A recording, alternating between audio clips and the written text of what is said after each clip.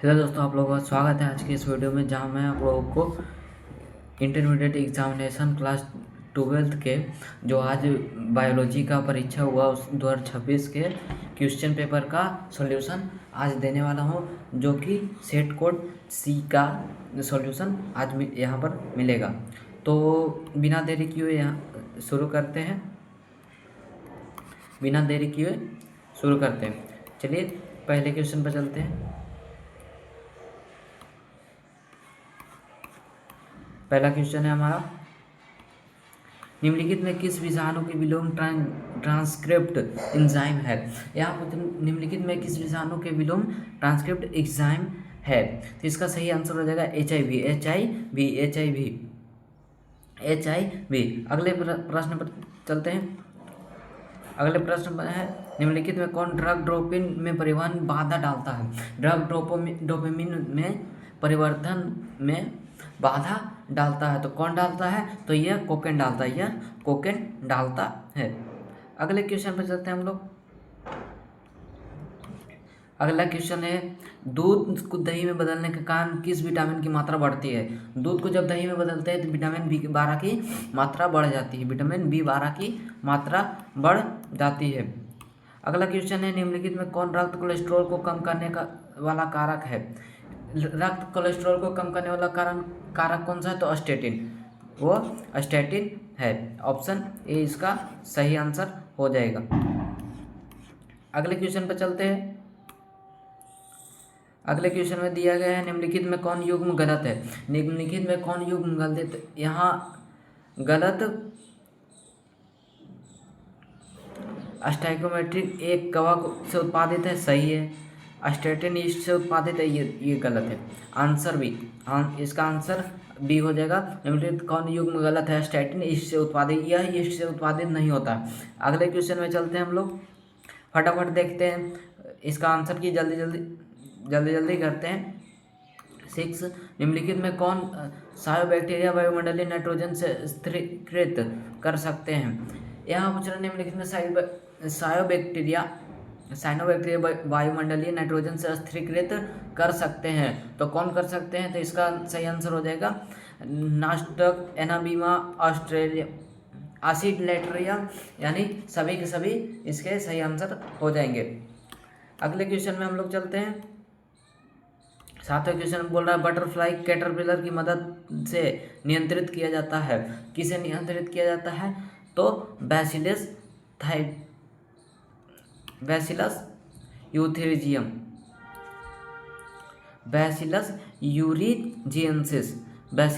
यूरिजियंसिस को नियंत्रित किया जाता है। अगले क्वेश्चन पे चलते हैं हम लोग।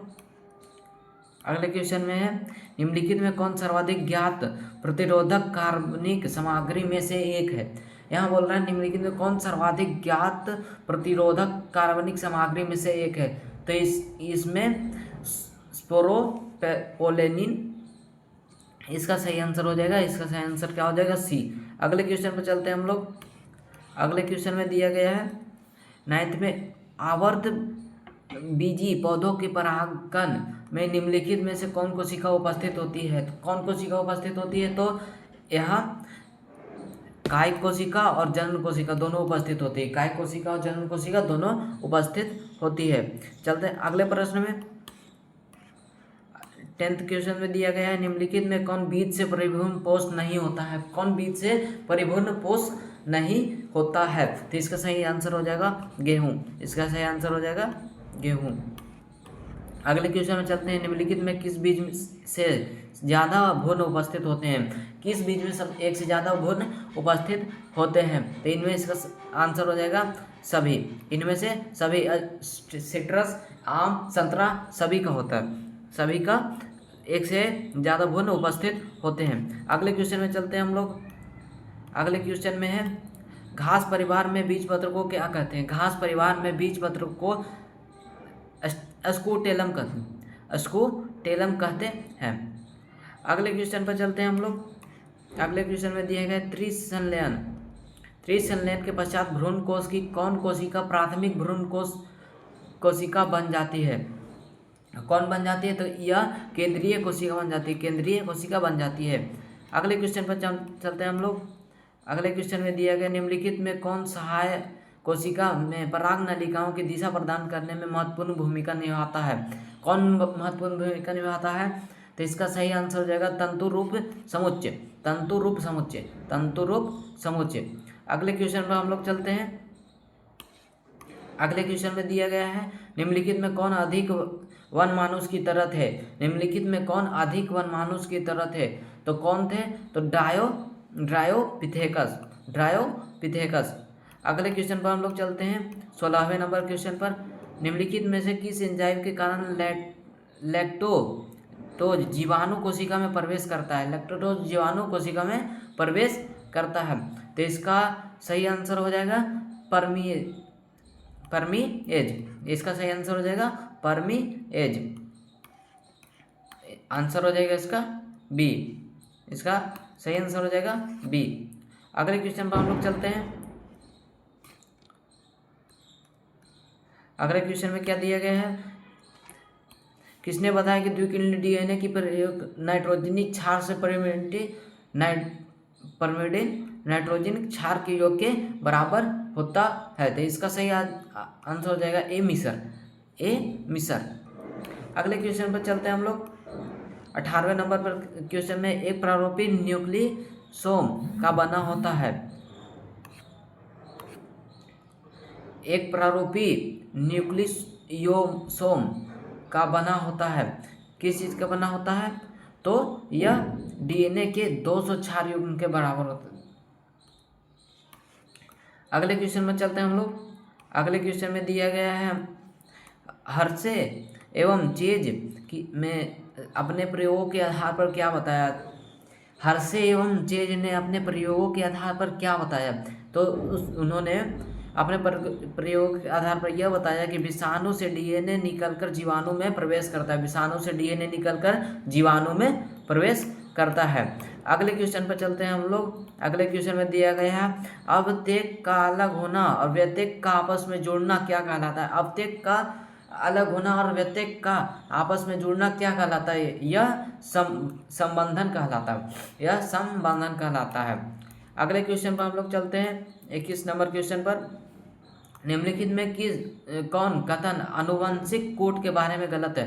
निम्नलिखित में कौन कथन आनुवंशिक कोड के बारे में गलत है? तो इसका सही आंसर हो जाएगा डी। सभी 64 प्रकोट अमीनो अम्ल का कोट लेखन करते हैं। यह ऑप्शन बिल्कुल गलत है और ये सब सही है।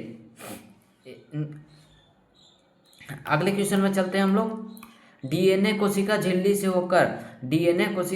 होकर नहीं गुजर सकता है क्योंकि डीएनए डैश अणु है। डीएनए डैश अणु है। तो इसका सही आंसर जो है वह हो जाएगा यह हाइड्रोफोबिक है। यह हाइड्रोफोबिक है। यह हाइड्रोफोबिक नहीं, हाइड्रोफिलिक है। अगले क्वेश्चन पर हम लोग चलते हैं। अगले क्वेश्चन में दिया गया है पीसीआर में प्रयोग किए जाने वाले स्थायी डीएनए पॉलीमरेज किस जीवाणु से पृथक किया जाता है? किस जीवाणु से पृथक किया जाता है?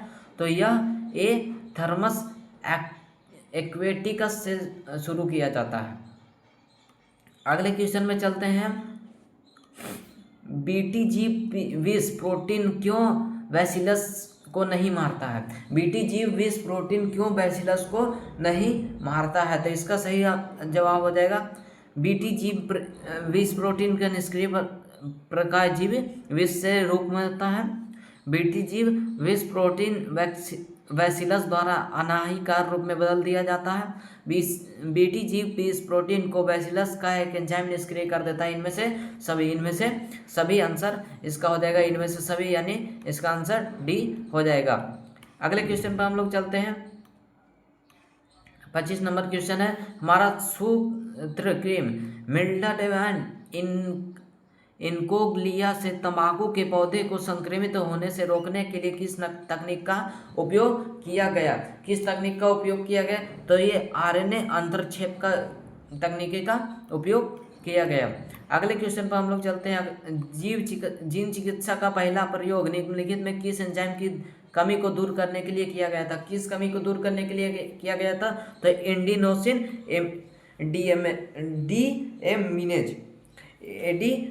डीएमिनेज। अगले क्वेश्चन पर हम लोग चलते हैं।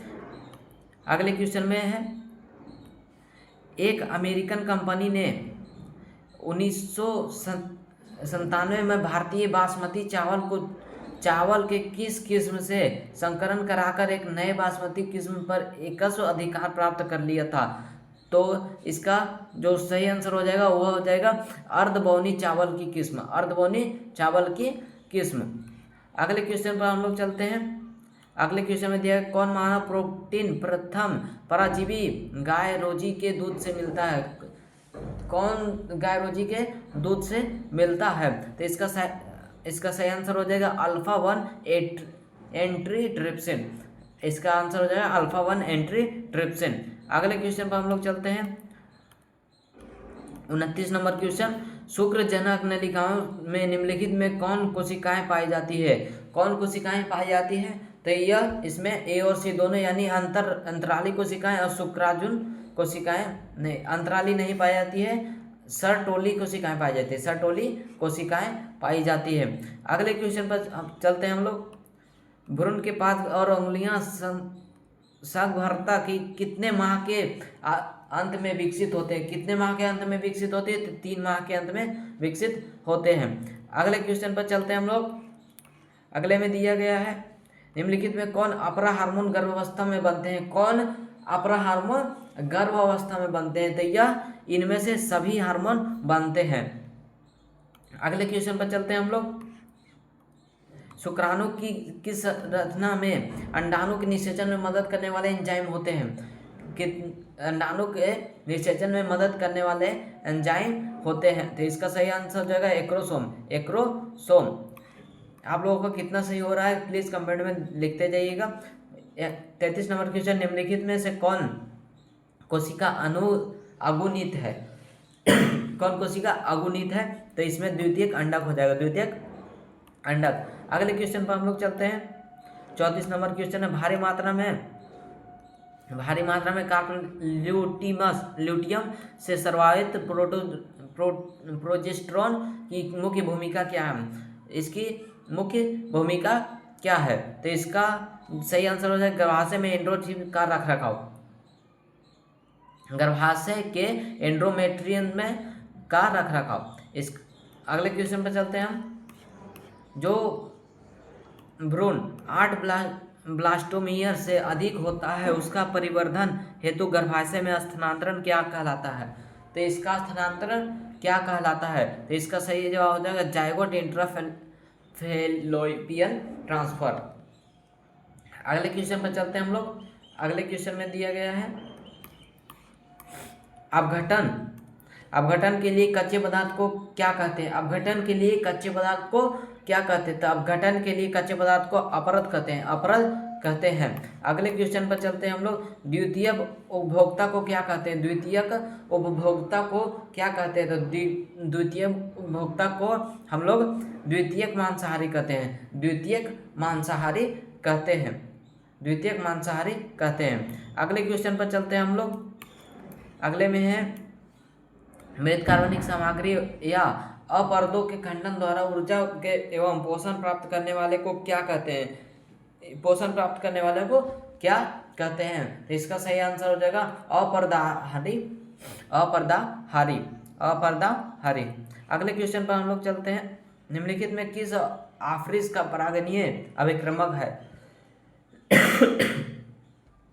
कौन है? तो इसका सही आंसर हो जाएगा मच्छिका की एक जाति, मच्छिका की एक जाति। अगले क्वेश्चन पर हम लोग चलते हैं। निम्नलिखित में कौन प्रक्रम जनसंख्या का घनत्व घटाता है? कौन प्रक्रम जनसंख्या का घनत्व घटाता है? तो बी और सी दोनों, यानी मृत्यु और उत्प्रवासन जनसंख्या के घनत्व को घटाता है। अगले क्वेश्चन पर चलते हैं हम लोग। निम्नलिखित में किसके प्रयोग से ऑस्ट्रेलिया में लाए गए नागफनी को नियंत्रित किया गया? निम्नलिखित में किसके प्रयोग से ऑस्ट्रेलिया में लाए गए नागफनी को नियंत्रित किया गया? तो इसका आंसर हो जाएगा स्लब यानी होता है स्लव यानी होता है मोथ, स्लव यानी मोथ। अगला क्वेश्चन है लाइकेन किसका उदाहरण है? लाइकेन किसका उदाहरण, सहभोजिता का उदाहरण है, सहजीविता या सहभोजिता का उदाहरण है। अगले क्वेश्चन पर हम लोग चलते हैं। अगले क्वेश्चन में दिया गया है निम्नलिखित में किस वैज्ञानिक ने पाया कि प्रतिबंधन इंडोल्यूकिनेज में डीएनए स्ट्रैंड को एक विशेष आकृति में काटने की क्षमता होती है? किस वैज्ञानिक ने यह बताया था? तो यह जो बताया है वह हर्बर्ट बोयर ने बताया, हर्बर्ट बोयर ने बताया है। अगले क्वेश्चन पर चलते हैं। अगले क्वेश्चन में डीएनए को एक विशिष्ट जगह पर काटना किस एंजाइम के कारण संभव हुआ? डीएनए को एक विशिष्ट जगह पर काटना किस एंजाइम के कारण संभव हुआ? तो यह जो है वह प्रतिबंध एड्रियो न्यूक्लियस के कारण जो संभव हुआ। अगले क्वेश्चन पर हम लोग चलते हैं।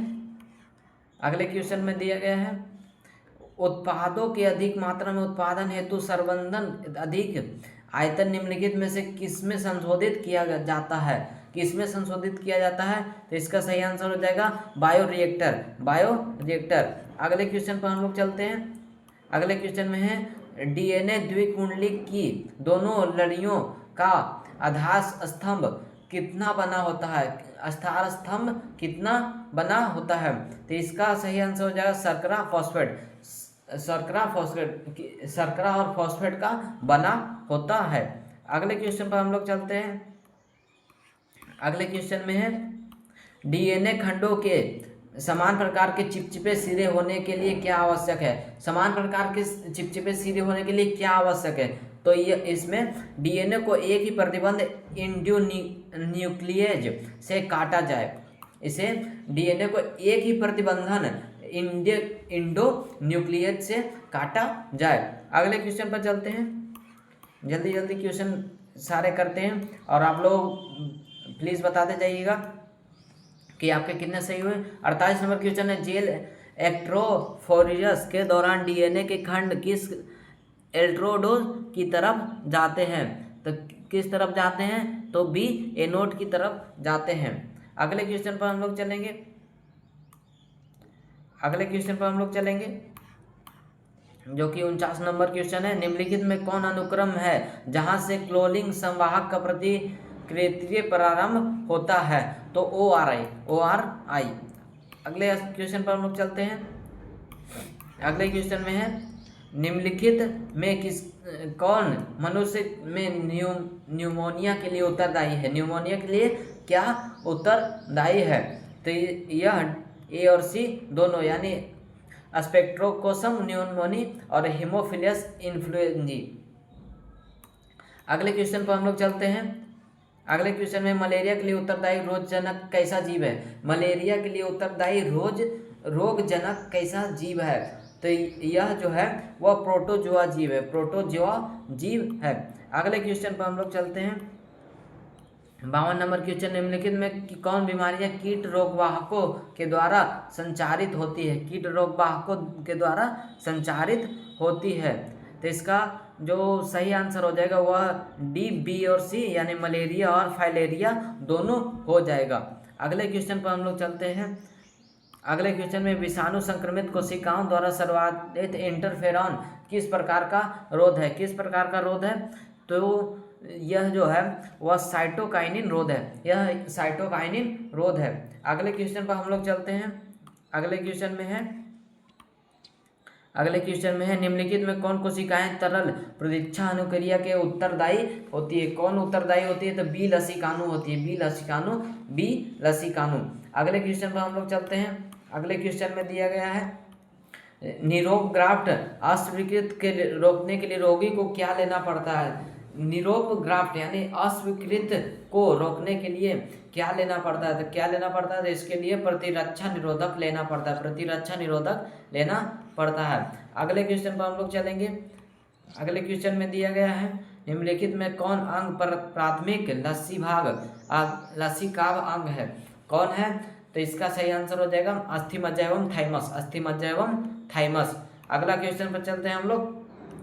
संसार में कुल कितने महाविविध देश हैं? कितने महाविविध देश हैं? तो 17 महाविविध देश हैं। अगले क्वेश्चन पर हम लोग चलते हैं। अगले क्वेश्चन में है, किस क्षेत्र में बार बार हिमनदन होने के कारण जाति विकास एवं विविधता के लिए कम समय मिला? किसमें कम समय मिला? तो इसका सही आंसर हो जाएगा शीतोष्ण क्षेत्र। शीतोष्ण क्षेत्र जहाँ शीत की वर्षा होती रहती है, शीतोष्ण क्षेत्र, बर्फबारी होती है, उसे ही शीतोष्ण क्षेत्र कहते हैं। किसमें पृथ्वी का फेफड़ा कहते हैं? किसे पृथ्वी का फेफड़ा कहते हैं? तो पृथ्वी का फेफड़ा किसे कहते हैं? पृथ्वी का फेफड़ा बस एक ही चीज होगा, अमेजन वर्षा वन। अमेजन वर्षा वन, जहाँ से हमें बहुत सारे ऑक्सीजन प्राप्त होते हैं। पूरे पृथ्वी को वहाँ से अधिक मात्रा में ऑक्सीजन प्राप्त होते हैं। अगले क्वेश्चन पर हम लोग चलेंगे। 60वें क्वेश्चन नंबर पर है, निम्नलिखित में कौन जाति अति दोहन की वजह से विलुप्त हो हुई है? अति दोहन की वजह से कौन सी जाति विलुप्त हो हुई है? तो पैसेंजर कबूतर विलुप्त हो गई है। अगले क्वेश्चन पर हम लोग चलेंगे। मनुष्य को प्रकृति से प्रत्यक्ष रूप से अनगिनत आर्थिक लाभ मिला। जैव विविधता के संरक्षण के लिए डैश तर्क है। क्या तर्क है? जैव विविधता के संरक्षण के लिए मनुष्य की क्या तर्क है? तो व्यापक रूप से उपयोगी। अगले क्वेश्चन पर चलते हैं हम लोग। अगले क्वेश्चन में दिया गया है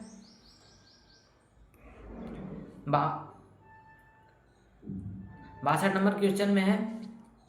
62 नंबर क्वेश्चन में निम्नलिखित में कौन एक पारितंत्र का प्राथमिक उपभोक्ता नहीं है?